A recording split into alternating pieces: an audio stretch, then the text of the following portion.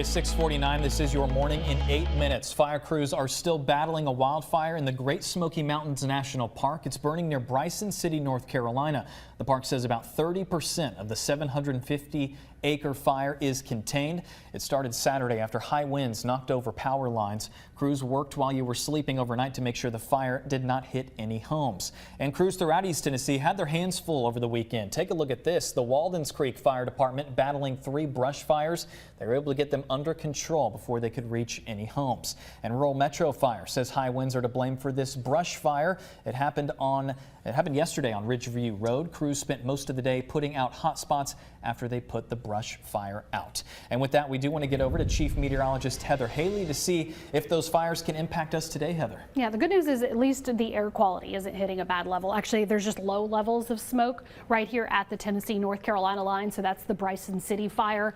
And the way the winds are moving right now, we'll basically be able to keep it right at the tops of the Smokies and keep it more east. Now, there is more airflow that will bring in some extra smoke in the region, but today we'll at least stay at a moderate air quality locally. So something to keep in mind. If you're more sensitive, that might affect you. Otherwise, we're not really hitting those levels that are more of a concern as we keep it low. Now, like I said, there's more of a flow actually to our southwest that'll help to bring up some extra smoke and haze, but that's with the weather pattern change. Today, it's mostly clear, extra clouds, and some of this smoke flow our way. We'll talk more about those changes for the rest of your week coming up here in a moment.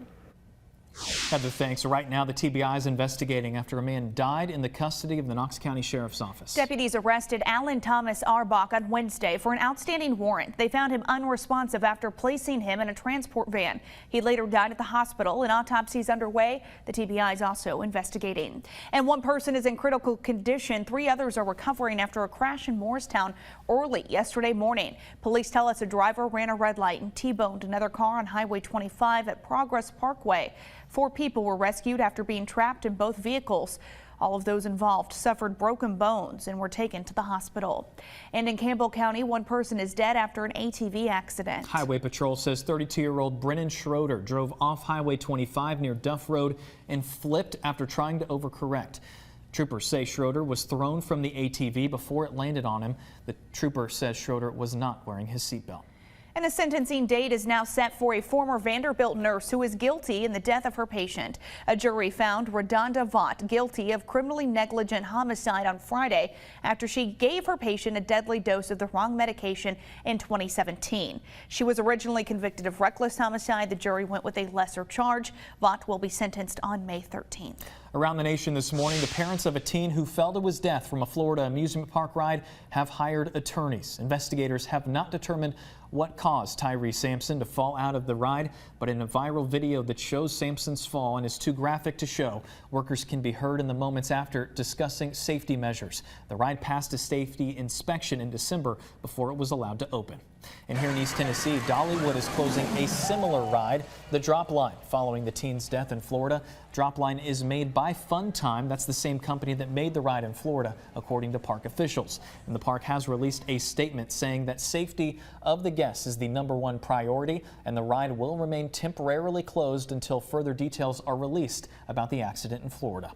Covering your health this morning, if you're over 50 years old, you could soon have to have the option of getting another COVID booster shot. That approval could come as early as tomorrow. Both Pfizer and Moderna shots are expected to be authorized. Right now, technically, anyone who is immunocompromised can get one. The new authorization will give the option for anyone over 50 to get a 4th dose. And around the world, President Biden says he is not calling for the removal of Russian President Vladimir Putin, walking back some of those final words in Europe last week. The president used the trip to work with allies in Europe following Russia's invasion of Ukraine. The trip highlighted by new sanctions against Russia and a plan to reduce Europe's reliance on their energy. Ukrainian President Volodymyr Zelensky signaled he's ready to accept neutrality to help restore peace. And some Russian demands are on the table: that Ukraine will remain free of nuclear weapons.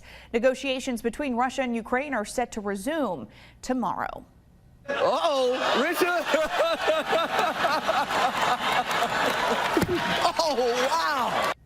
Yikes. Yeah. Hollywood's biggest night of the year rocked by an intense exchange between Will Smith and Chris Rock on stage on live TV. That smack came moments after the comedian told a joke about Smith's wife, Jada, who suffers from alopecia that causes hair loss.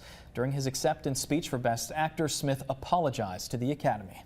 And around East Tennessee tonight, you can weigh in on the future of Knox County as the city prepares to create a land use and transportation plan for the first time. 2 public workshops will be held tonight. Each 90-minute meeting will explain the planning process and give you the chance to give your ideas and how you see the future of land development and transportation throughout the county. Tonight's meeting starts at 5:30. One will be at Hardin Valley Middle and another will be at Carter High School. And WVLT proud to be your official station of the Vols this morning. We should find out if look at your traffic on this Monday morning. We've been pretty lucky. Everything's been moving pretty smooth so far. Taking a look into downtown Knoxville. Little backups if getting onto 640 from all around our area. And here's a live look at I-40 at Gallagher View. Just keep that in mind. The traffic picking up here at 655. Your first alert forecast with Chief Meteorologist Heather Haley.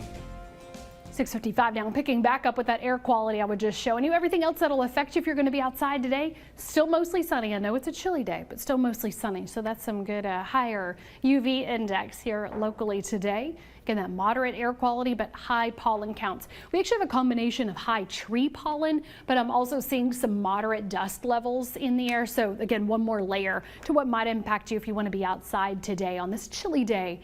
But still a beautiful, mostly sunny one. Right now it's frosty cold for more than half of our area. Just got those few extra clouds keeping you slightly warmer in the southern Central Valley. That's still keeping you at 41 in Athens to 36 Vonore, 35 Knoxville to then 28 Maynardville and Huntsville, 25 in Middlesboro to 27 Cosby. It's just it's too cold for me. All right, so those few clouds that are clipping the southern valley got to act like that patchy blanket, dropping a little bit of drizzle there in McMinn County, but really only clipping that southern valley. So we're seeing it here in West Knoxville. You might be looking out and seeing some of those clouds too, like Loudoun and Roane and Blount counties. We've got that cool breeze out of the north. That's going to stick around today, but at least we have mostly sunny views. That'll take us from 36 now in Knoxville to 47 this afternoon to 57 for your high. Definitely a chilly day with your sunset just before 8. But again, it's mostly clear. Those clouds increase tonight. The heating increases the next couple of days, but we're also tracking more wind ahead of that next cold front. There's those storms at the other side of the state by Wednesday afternoon. So a lot we're keeping an eye on for you this week. I'll have a full breakdown of that next cold front coming up on the CW. I'm not joking when I wanted to wear a turtleneck this morning. Oh, I didn't want to get out of my pajamas. Yeah, that too. I thought that might be inappropriate, but You know, I'd be okay with it. no, I wouldn't complain. Yeah, it's fine. Everyone just wear We just all do waist it. down. Yeah. Thanks for watching. Have a good Monday.